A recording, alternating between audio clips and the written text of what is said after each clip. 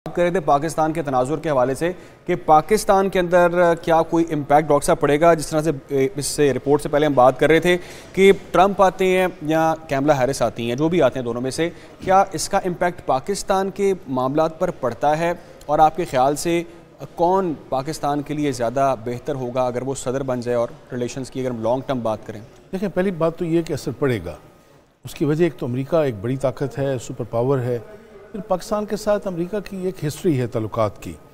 अगर हम उस पर नज़र दौड़ाएं तो हमें अंदाज़ा होगा कि अमेरिका में जब कभी रिपब्लिकन पार्टी इक़्तिदार में होती है और उनका प्रेसिडेंट वाइट हाउस में होता है तो पाकिस्तान हमेशा उसका बेनिफिशरी रहा है। और एक मिसाल ले लें, रेगन के दौर में आप देख लें कि पाकिस्तान न्यूक्लियर पावर बना और उसकी वजह यही थी कि रिपब्लिकन्स का इक़्तिदार 3 आप कह लें टर्म्स में चला। 2 दफ़ा रेगन मुंतखब हुए और एक मरतबा सीनियर बुश जो थे वो सदर बने। ये इंडिया के हवाले से भी और ख़िते के हवाले से भी आम तौर पे ये हुआ है कि डेमोक्रेट्स थोड़े से ज़्यादा आप कह लें प्रो इंडिया होते हैं, या उनकी जो पॉलिसीज़ हैं या वो जो लॉबिस्ट वहाँ काम करते हैं।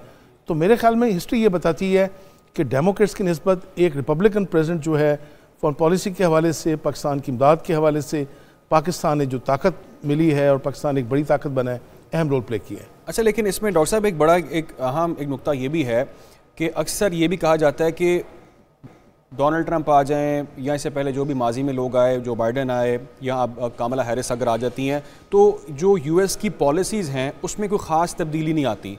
जो सदर हैं उनके पास कुछ लिमिटेड इख्तियारात इस तरह से हैं कि उनको अपनी पॉलिसी अमेरिका की लेकर चलनी पड़ती है टुवर्ड्स अदर नेशंस। क्या इसमें सदाकत है या कोई बहुत एक्स्ट्रा ऑर्डिनरी भी वो परफॉर्म कर सकते हैं मुख्तलिफ ममालिक के साथ डील करने में?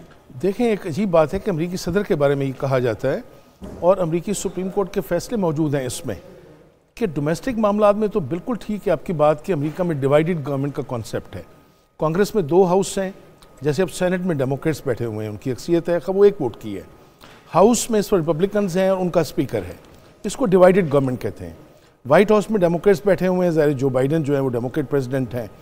अच्छा, ये वहाँ आम तौर पे कहा जाता है इस तरह का कि अगर वहाँ पे डिवाइडेड गवर्नमेंट हो तो फिर वो थोड़ा सा फ़र्क पड़ जाता है वाइट हाउस के। लेकिन बुनियादी असूल ये है कि जो फॉरेन अफेयर्स है उसमें जो प्रेसिडेंट है वो सोल आर्बिटर है, उसका निहायत अहम रोल है।